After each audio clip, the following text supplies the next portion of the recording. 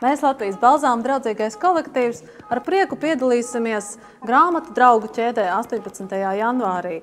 Jo pirmkārt mēs mīlam lasīt, un tā ir lieliska iespēja būt kopā ar saviem ģimenes locekļiem un kolēģiem šajā lieliskajā pasākumā. Mēs arī domājam, ka tas ir lieliski, ka Latvija un Rīga iegūs vēl vienu jaunu kultūras iestādi, kāda būs jaunā bibliotēka.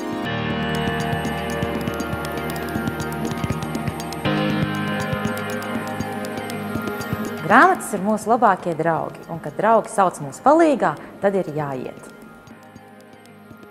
Tik īsā laikā tik daudz retu grāmatu paturēt rokās vairs nekad nesanāks. Katram roka jāpieliek, lai lielais darbs uz priekšu tiek.